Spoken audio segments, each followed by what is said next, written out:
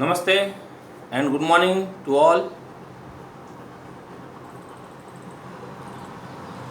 आज पढ़ेंगे derivative as a rate measure, another application of derivatives.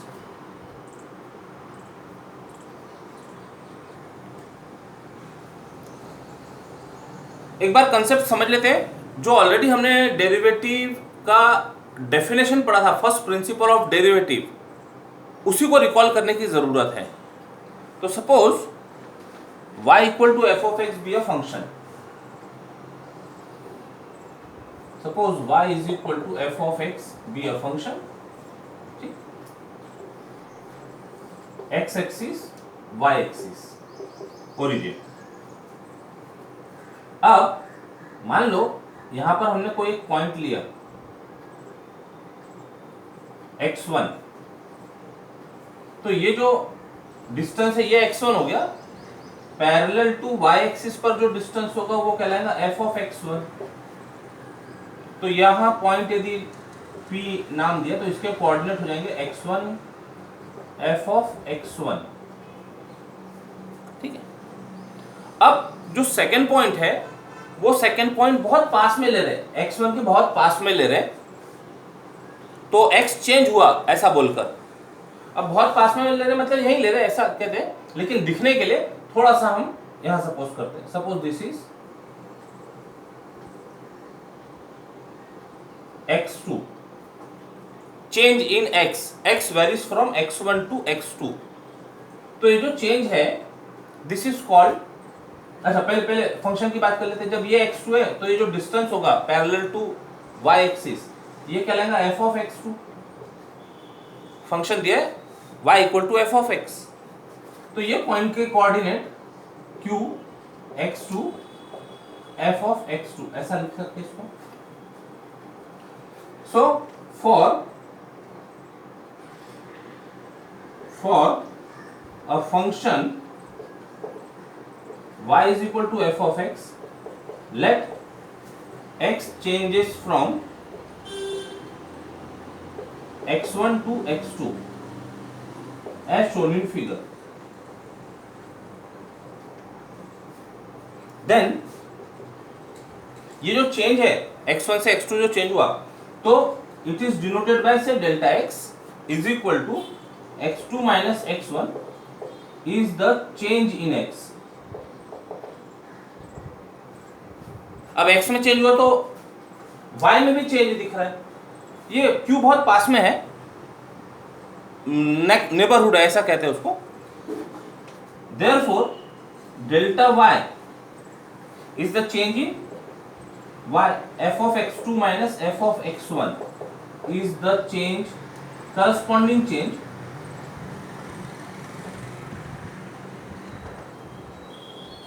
in y। ये सब नोटेशन हमने पढ़े हुए हैं। Let delta x be the change in x, then corresponding to x there will be change in y, so delta y। अब इन दोनों का यदि रेशो लें तो this ratio is called as average rate of change. Now delta y by delta x is called average rate of change.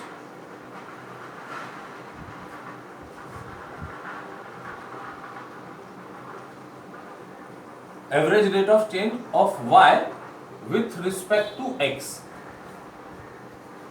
ठीक है। अब ये जो एवरेज रेट ऑफ चेंज है ये होता क्या है, देखो यहां पर ये डेल्टा x है, ये डेल्टा x और ये डेल्टा y। तो this average rate of change gives slope of second, ये यदि इसको हम ज्वाइन करें ये p और q को, तो this becomes secant. This gives, geometrically this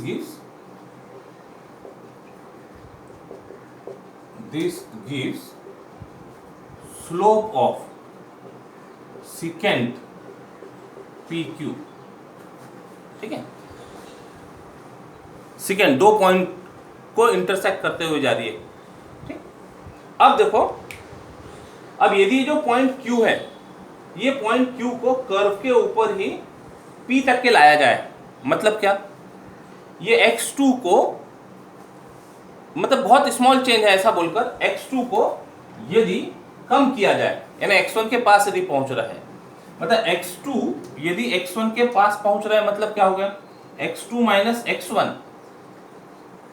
x2 minus x1 tends to 0, मतलब डेल्टा x टेंस टू 0, यानी Q टेंस टू P, यदि हम ले point Q tends to P means x2 tends to x1 means difference of x2 and x1 tends to 0 means delta x tends to 0।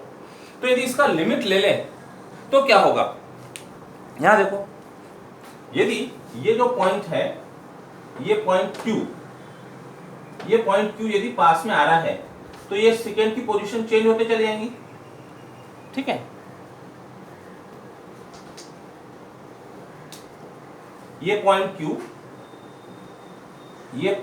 यदि curve से पास में आते जा रहा है तो सेकेंड की पोजीशन चेंज होते जा रही है, ये चेंज होते जा रही है, ये चेंज होते चले जाएंगी, और जैसे जैसे वो Q P के पास आने की कोशिश करेगा तो जो सेकेंड है वो सेकेंड यहां पर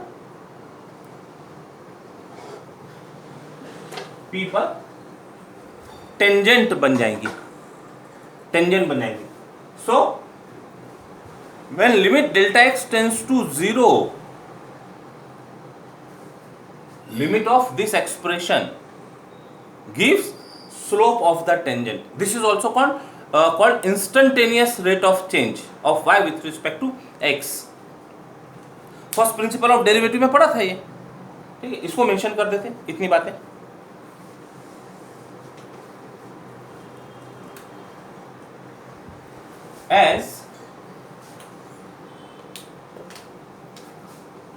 as Q tends to P, that is x2 tends to x1, that is x2 minus x1 tends to 0, that is delta x tends to 0, then the limit of delta y by delta x tends to 0।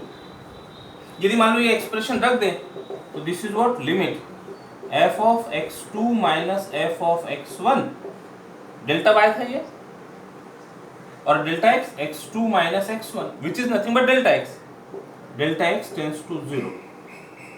if exist then it is called as instantaneous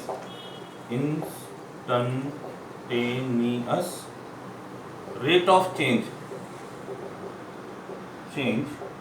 of y with respect to x, generally denoted by dy by dx। geometrically it gives slope of tangent, geometrically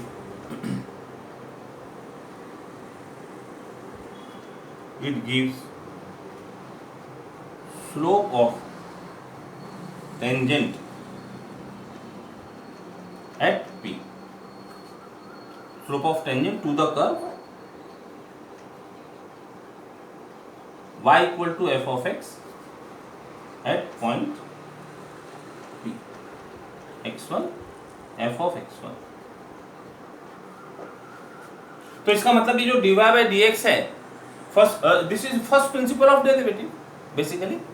तो दो meaning होगा इसके, it gives slope of tangent to the curve, also instantaneous rate of change of y with respect to x। चलिए exercise solve करते हैं depending on rate measure. Exercise 2.1 page 72, question number 10, word problem है, हम book से read कर रहे हैं, ध्यान से सुनिएगा। If each side of an equilateral triangle increases at the rate of √2 centimeter per second find the rate of increase of its area when its side of length 3 centimetre. तो दो बातें इसमें समझ में आ रही है, एक तो साइड लेंथ ऑफ साइड की बात हो रही है और एरिया की बात हो रही है। तो एक डायग्राम ड्रॉ कर देते हैं। इक्विलैटरल ट्रायंगल, इक्विलैटरल ट्रायंगल मतलब साइड्स इक्वल है, ए बी सी। अब ये इसकी लेंथ इक्विलैटरल एक ए यदि कह दिया और एरिया को एक दूसरे नोटेशन दे दो, पी क्यू आर दे दो नोटेशन, पी क्यू आर, और एरिया को कैपिटल ए से डिनोट कर दिया यदि, तो ये दो सिंबल पहले लिख लेते हैं।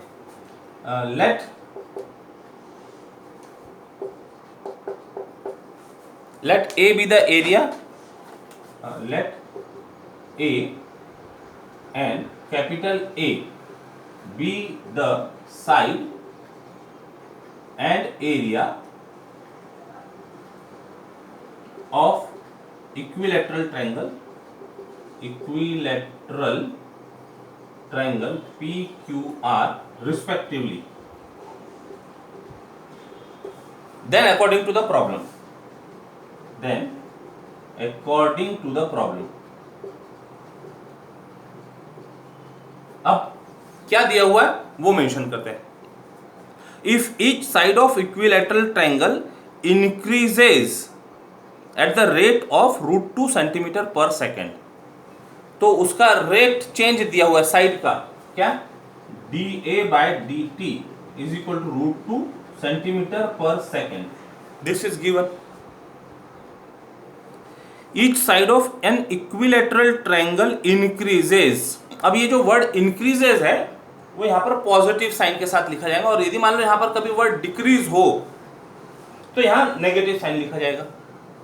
तो ये जो साइन है पॉजिटिव और नेगेटिव, वो उसका नेचर इंक्रीज हो रहा है या डिक्रीज हो रहा है वो रिप्रेजेंट करेगा। आगे देखो, find the rate of increase of its area. Find क्या करना है, एरिया का रेट ऑफ चेंज फाइंड करना है, is to be determined when its side of length 3 centimeter, तब when a is equal to 3 centimeter। तो पूरा वर्ड प्रॉब्लम सिंबॉलिक फॉर्म में कन्वर्ट कर लिए। अब यहां जो दो नोटेशंस दिख रहे हैं, ए तो साइड हो गई, a area of equilateral triangle, तो एरिया ऑफ इक्विलैटरल ट्रायंगल का फॉर्मूला रिकॉल करते हैं और फिर आगे का काम करते हैं। We know that area of an equilateral triangle is equal to √3/4 a square, where a is the side. अब ये फॉर्मूला याद रखना पड़ेगा, a is equal to 3 centimeter, a is equal to 3 centimeter, it is given। हाँ, area of equilateral triangle is √3/4 a square, तो that इसको a से denote कर देते ना, a is। अब ये हमारे पास में है area in terms of side, मतलब a डिपेंडेंट वेरिएबल हो गया और small a length of side ये इंडिपेंडेंट वेरिएबल हो गया। तो अब इसके हम डेरिवेटिव्स फाइंड कर सकते हैं with respect to time t। जब रेट ऑफ चेंज की बात हो रही तो ये जो वेरिएबल है, this variable is time t variable, जिसको हम पैरामीटर भी कह सकते हैं, टाइम पैरामीटर। नाउ इसको नंबर दे दो 2, इसको 1 और इसको 2। Differentiating 2 with respect to t, time t कह सकते हैं with respect to time t, क्योंकि ये सब यूनिट से समझ में आता है, पर सेकेंड की बात हो रही है तो टाइम पैरामीटर है वो।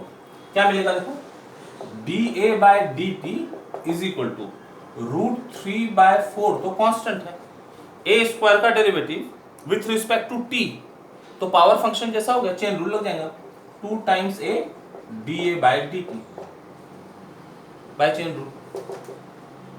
Chain rule. अब जो इंफॉर्मेशन है वो पुट करो, dA/dt इज √2, ये पुट कर देंगे, और a इज 3, तो दिस इज इक्वल टू, पहले तो 2 से डिवाइड कर दिया, √3/2, a is 3, dA/dt is √2 bye data, bye given data.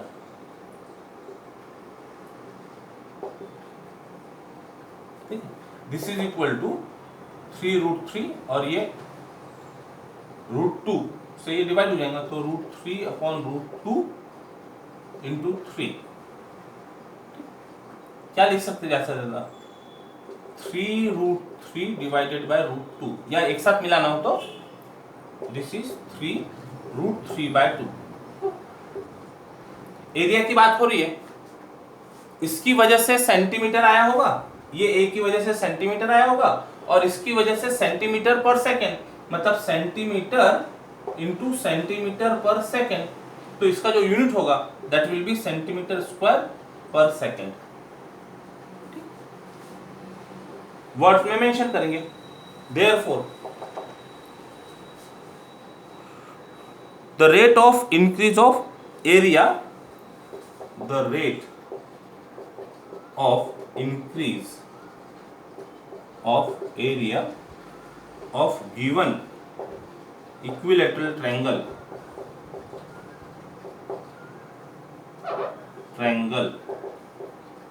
is 3√3/2 centimeter square per second।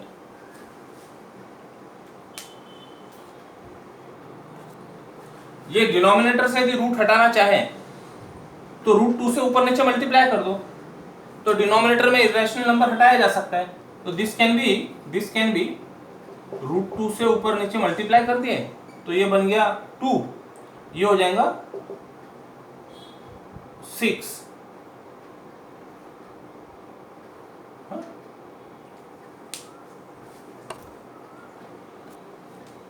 तो ये हो गया √2 इंटू √2 तो 3/2, √3 इंटू √2 इज √6। डिनोमिनेटर से यदि √2 हटाना हो तो उसको ऊपर नीचे √2 से मल्टीप्लाई करके इस फॉर्म में आंसर लिखा जा सकता है, ये भी चलेगा बट जनरली ये प्रेफर करते हैं, तो उसी फॉर्म में लिख दो आंसर 3/2 √6।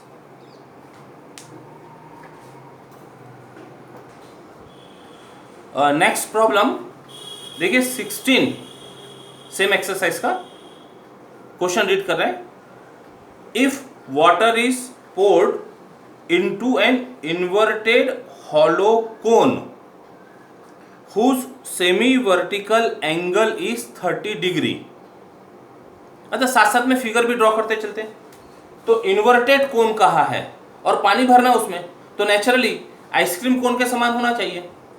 जनरली जब कोन का कंसेप्ट होता है तो कोन का कंसेप्ट ये होता है, यानी कैप ऑफ जोकर, ये कोन कंसीडर कहा जाता है। और जब इन्वर्टेड कोन की बात हो रही हो तो फिर वो आइसक्रीम कोन इस फॉर्म में कंसीडर करते हैं। तो इन्वर्टेड कोन की बात हो रही है, पानी इसमें तो भरा नहीं जाएगा, ठीक? तो इन्वर्टेड कोन ले लिया।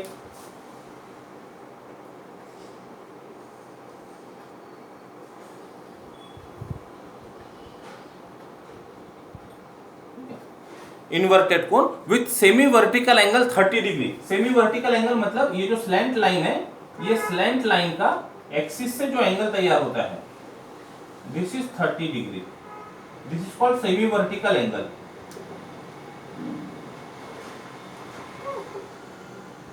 सेमी वर्टिकल एंगल आगे देखो, so that it's depth measured along axis, depth this is axis of cone. पानी भरा जा रहा है इसमें, वाटर,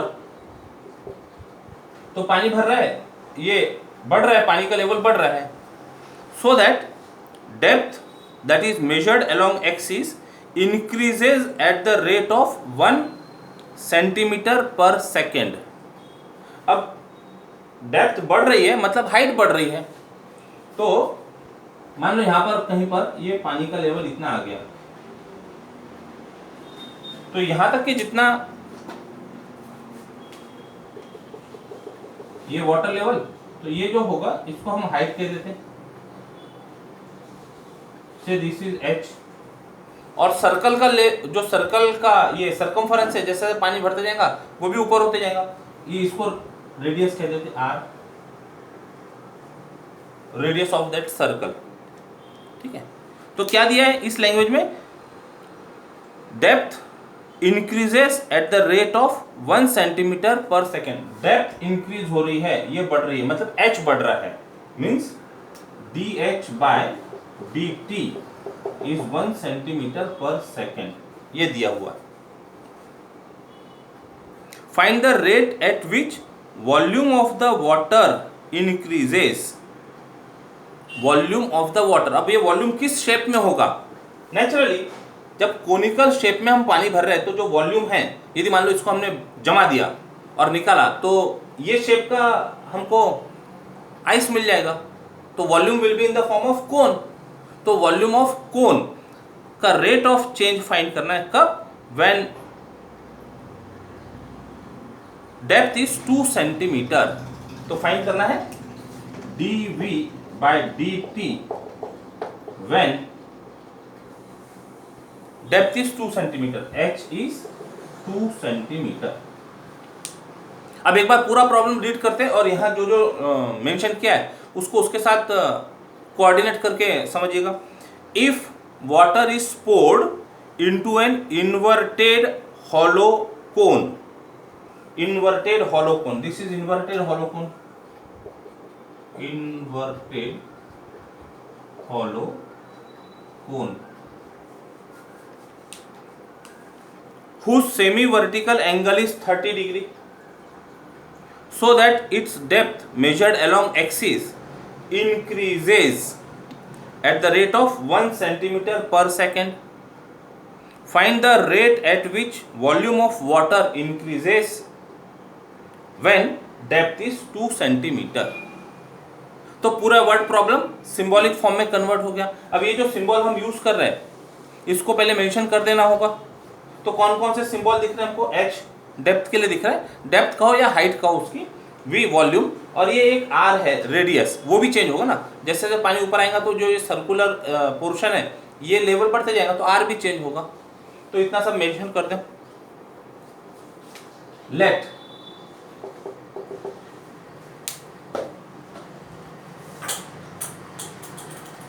कंसीडर द फिगर,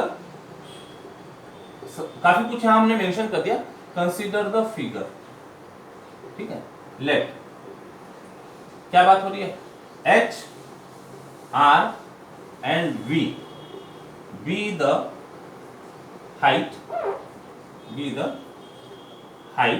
मतलब depth, radius and volume as shown, volume of cone as shown in figure। Then given that ये water है, then given that dh by dt is equal to 1 centimeter per second, dv by dt evaluate करना है when h is equal to 2 centimeter।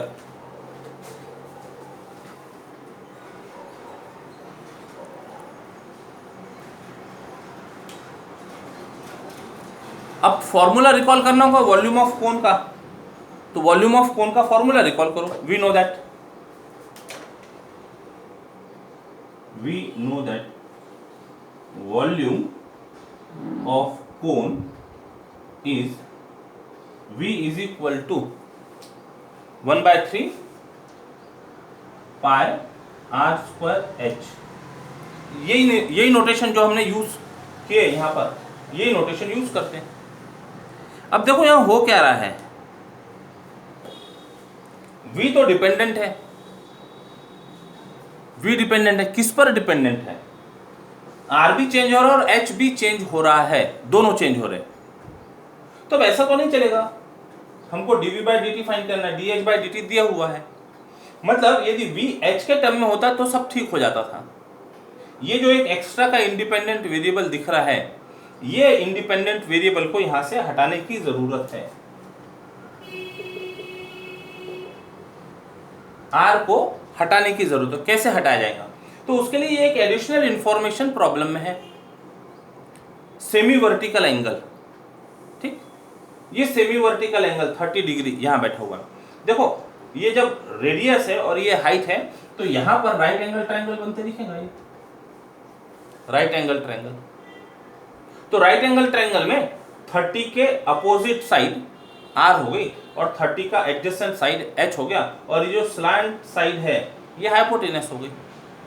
तो ऐसा एक relation तैयार किया जा सकता है जिसमें एच और आर इन्वॉल्व हो by trigonometric ratio tan theta is equal to opposite upon hypotenuse r upon H.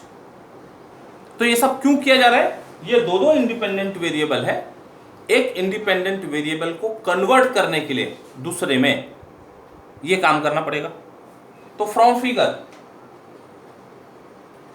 Figure क्या मिला? tan 30 degree is equal to r upon h. ठीक है, tan 30 degree is equal to r upon h. तो यहां पर value put करो, tan 30 degree sin 30 degree upon cos 30 degree 1/2 upon √3/2, यानी 1/√3 रह गया। This imply 1/√3 is equal to r/h। ठीक है, तो अब यहां से r in terms of h लिख लेते हैं। तो therefore r is equal to h upon √3। इसको नंबर दे दो 3 और इसको पुट कर दो 2 में, पुट इन 2, वी गेट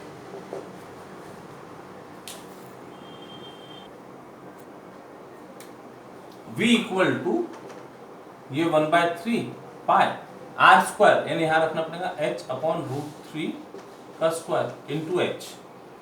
ठीक ठाक कर लो इसको। This is equal to 1/3 pi h square into h cube बन गया, यही करते ना 1/3 पाई h क्यूब अपॉन √3 का स्क्वायर यानी 9 3 जा 27। तो v हो गया, और नहीं √3 का स्क्वायर 3 रहेगा ना, √3 का स्क्वायर इज 3, 3 3 जा 9, तो ये बन गया π/9 h क्यूब।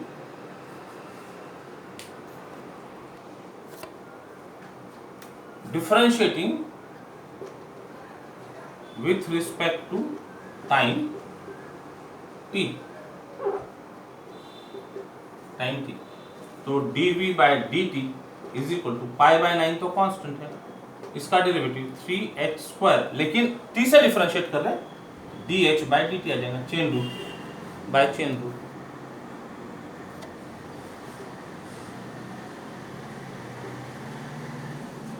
अब वैल्यूज dh/dt है हमारे पास और h ये भी है, रख दो।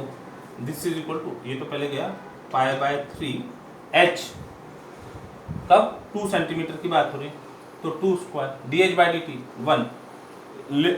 इसके जो यूनिट्स है कैसे आएंगे? सेंटीमीटर का स्क्वायर यहाँ से आ गया, ये सेंटीमीटर का स्क्वायर इसकी वजह से, और यहाँ से सेंटीमीटर पर सेकेंड, तो मिला के सेंटीमीटर क्यूब पर सेकेंड हो जाएगा। सिंप्लीफाई कर लेते हैं, 2 2 4 4 π/3 सेंटीमीटर क्यूब पर second. Therefore volume of water increases, therefore the volume of water increases, ठीक, increases at the rate 4 π/3 centimetre cube पर सेकेंड।